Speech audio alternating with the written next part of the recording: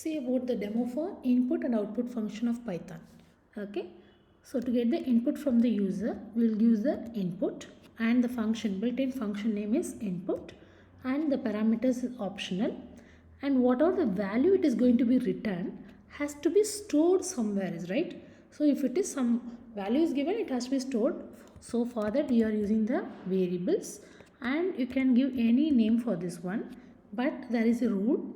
Starting letter should be a either underscore or a alphabets, and other should be a combinations of underscore or alphabets or numbers. So you can have numbers also and underscore also, but in the starting position only underscore and variable. Okay, now I execute this program using the online compiler, online interpreter for Python. So it is asking for a input. So I will give the input over there.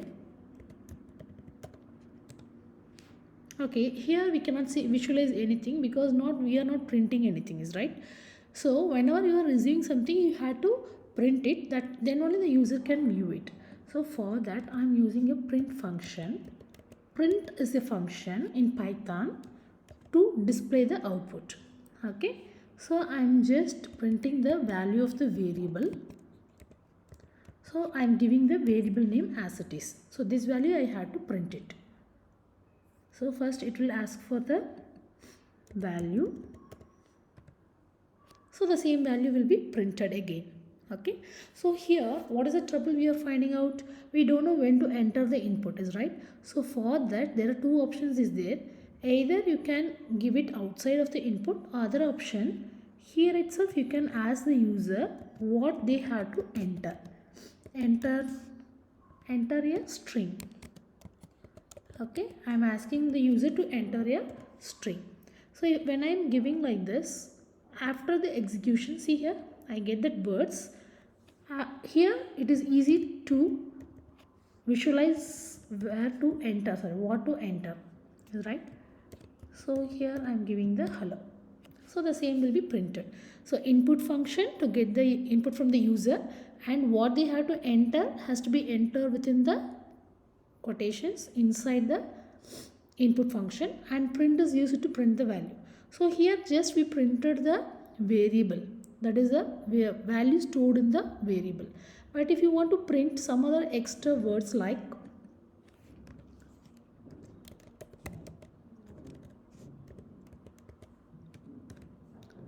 print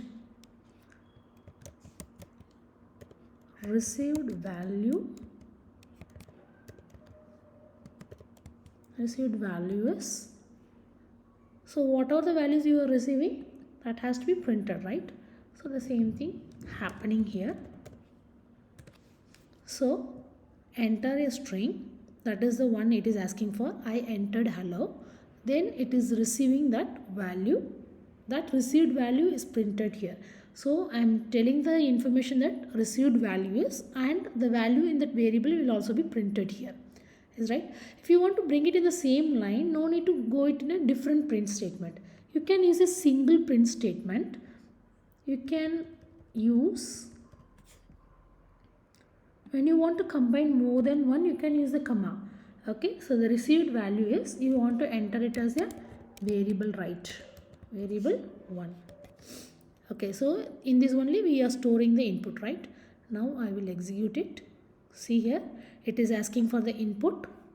I am entering a string. Okay, and it is telling that received value is hello. So it is combining using the comma, but here the constants whatever you want as it is to be placed within double quotation, and for which you want the value has to be given after the comma.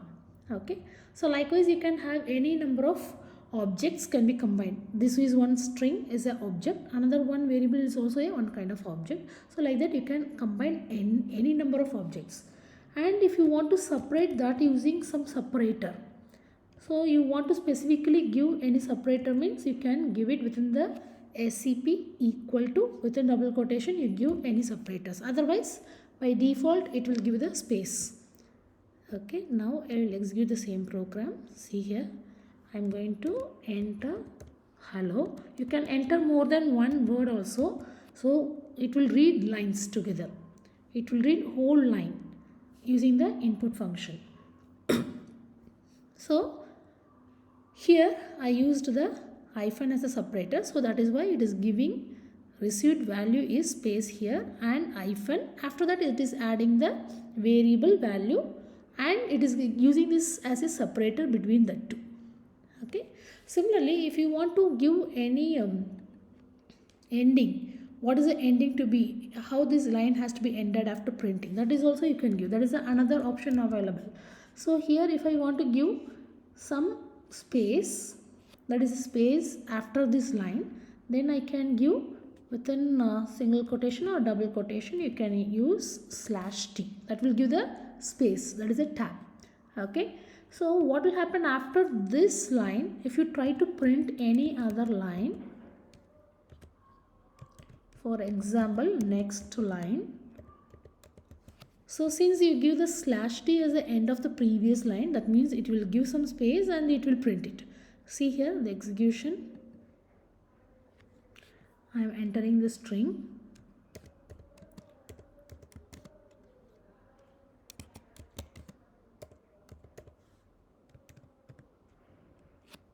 So see here, so here first object is received value is printed, followed by a separator, then followed by the value of the variable, then here it is only giving the space and it is printing the next print value.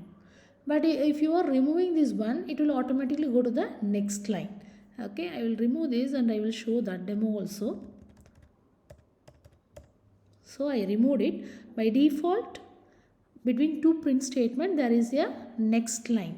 Next line is /n, represented using /n. So it will come to the next line.